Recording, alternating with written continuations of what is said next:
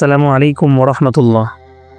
সম্মানিত দর্শকবৃন্দ, আজ আমরা এমন এক ব্যক্তির কথা জানব যে মুখে ছিল কবি কিন্তু অন্তরে ছিল ইসলাম ও মুসলিমদের প্রতি প্রচণ্ড বিদ্বেষ ও হিংসা।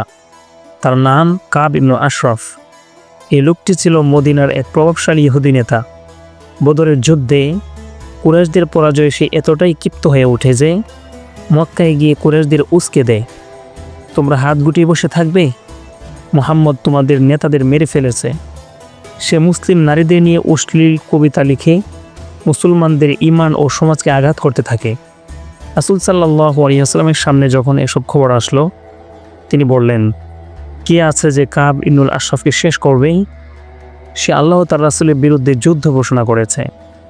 মুহাম্মদ ইবনুল মাসলামা রাদিয়াল্লাহু তাআলা আনহু দাঁড়িয়ে গেলেন, সাহসের সাথে বললেন, ইয়া রাসূলুল্লাহ, আমি তা করব। রাসূল সাল্লাল্লাহু আলাইহি ওয়াসাল্লাম তাকে একটি কৌশলের অনুমোদন দিলেন, যাতে কাব তার উপর সন্দেহ না করে। রাতের আধারে মুহাম্মদ ইবনুল মাসলামা রাদিয়াল্লাহু তাআলা আনহু ও তার সঙ্গীরা কাবকে ডেকে নিলেন শহরের বাইরে। বন্ধুত্বের ভান করেই তারা তার দাড়ি স্পর্শ করলেন। হঠাৎ করে তারা তাকে চেপে ধরলেন এবং একযোগে আঘাত করলেন। কাব পৃথিবী থেকে বিদায় নিল। ইসলামের এক ভয়ানক শত্রুর পরিণতি ঘটল।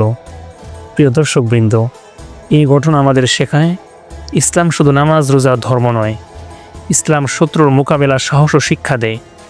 যারা আল্লাহ তার রাসূলের বিরুদ্ধে ষড়যন্ত্র করে তাদেরকে থামানো ফরজ, যারা দেশের বিরুদ্ধে ষড়যন্ত্র করে তাদের থামানো আবশ্যক। আসুন আমরা ইসলামের দুশমনদের চিহ্নিত করি, কৌশলে মোকাবেলা করি, আর রাসূল সাল্লাল্লাহু আলাইহি ওয়াসাল্লামের সাহসী সাহাবাদের জীবন থেকে শিক্ষা নেই।